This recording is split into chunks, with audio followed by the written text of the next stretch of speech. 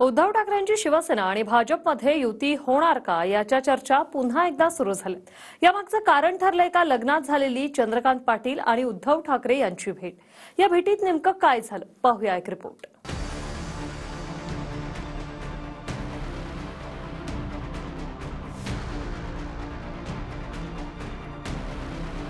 भाजप आणि ठाकरेंच्या शिवसेनेत पुन्हा युती होणार का याची चर्चा सुरू झाली आहे। ही चर्चा सुरू झाली ती उद्धव ठाकरे आणि चंद्रकांत पाटलांमधल्या भेटीमुळे। भाजप आमदार पराग गाळवणींच्या मुलीच्या लग्नात उद्धव ठाकरे आणि चंद्रकांत पाटील यांची भेट झाली। तिथे मिलिंद नार्वेकर देखील उपस्थित होते।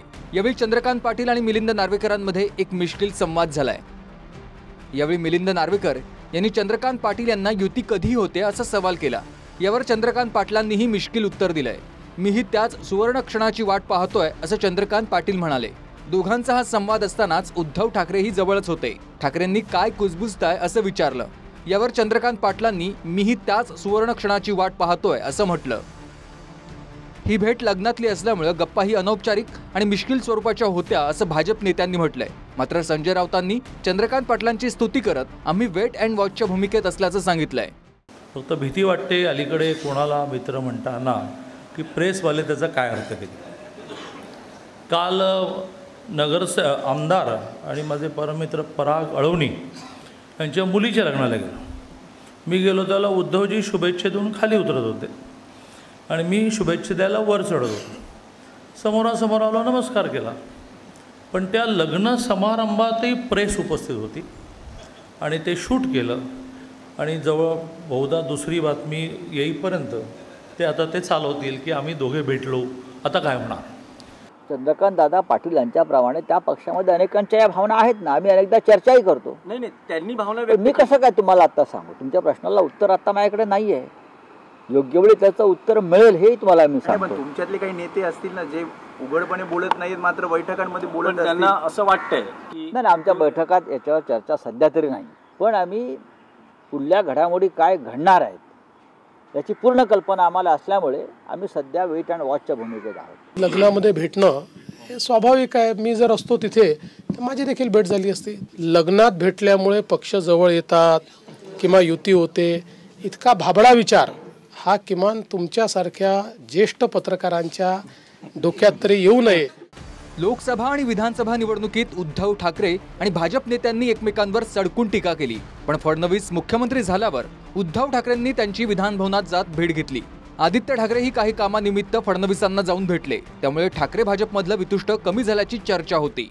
विधानसभेला दारुण पराभव झाल्यानंतर माननीय उद्धव ठाकरे हे आपल्याला पाहायला मिळालं की नागपूरला देखील ज्यांना कलंक म्हटलं, टरबुजा म्हटलं, काय काय वाटेल तशी त्यांना विशेषणं लावली।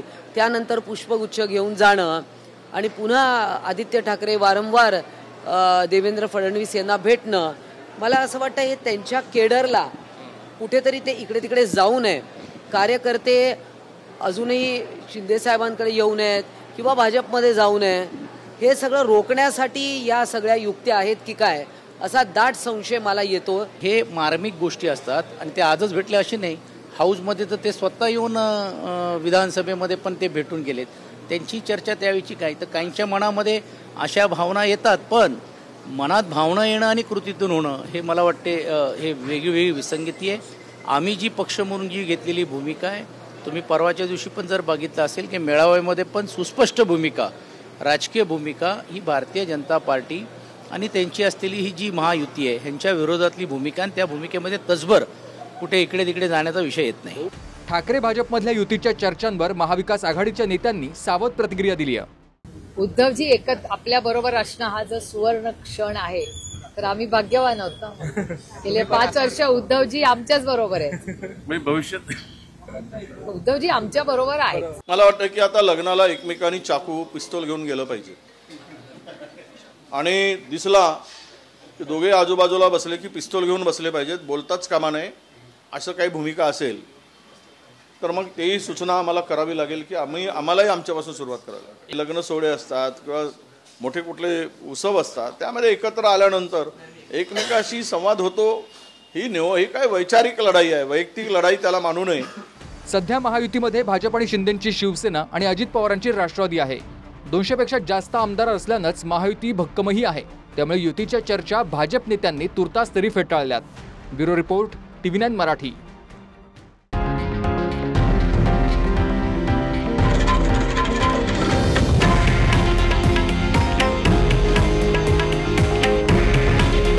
हे आहे देशातील नंबर 1 न्यूज नेटवर्क आणि आपण पाहत आहात TV9 मराठी. काळजी तुमची, हित महाराष्ट्राचं.